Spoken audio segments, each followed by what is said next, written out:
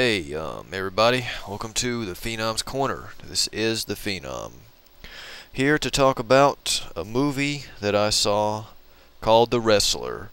It came out around the same time as Gran Torino. I had actually just seen Gran Torino and I think I was going to go see it again, but I decided not to, and I went to see The Wrestler. I didn't know anything about this movie. Nothing at all. All I heard was that Mickey Rourke's acting performance was superb. That's all I heard.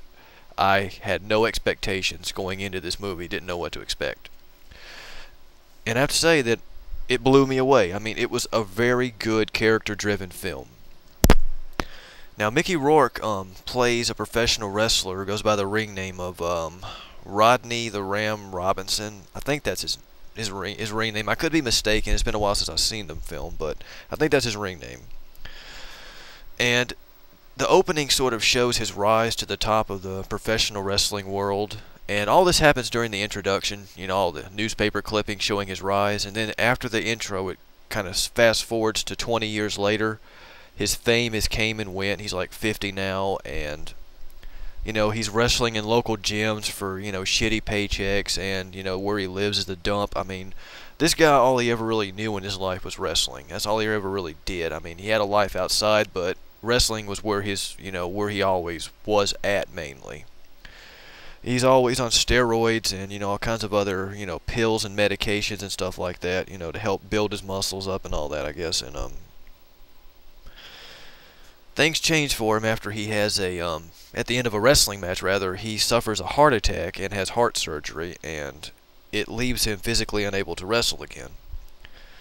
It's at this point the film kind of, you know, goes into sort of him trying to change from being a wrestler to being a normal member of society, getting a real job for a change, and he tries to build a relationship up with a aging exotic dancer who has a kid, and she wants to get out of the business and all that stuff, and she has reservations about dating clients or customers or whatever.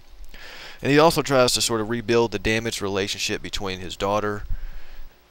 And I sort of have to say right now that the reports of Mickey Rourke's acting performance in this film were not exaggerated in the least. He was superb. He did not make a single false step in this entire film. The last film that I'd actually seen Mickey Rourke in was Sin City, which I greatly enjoyed, and his particular story in that film was my favorite story. It's also worth noting that this isn't really sort of a feel-good kind of a movie. I mean, it does have some pretty heartfelt scenes at some points, but there's some dark stuff that happens. It's not a very uplifting movie in a lot of ways, but it's definitely well worth watching, and if you have the chance to pick this up on DVD, I would say go for it, because Mickey Rourke's performance was awesome. And the supporting cast, for what it's worth, they did a very good job too. I mean, I didn't see any really bad acting performances here that really need to have any attention called to them. And with that, I think I've pretty much covered this about as well as I can. This has been the Phenom. Catch you later.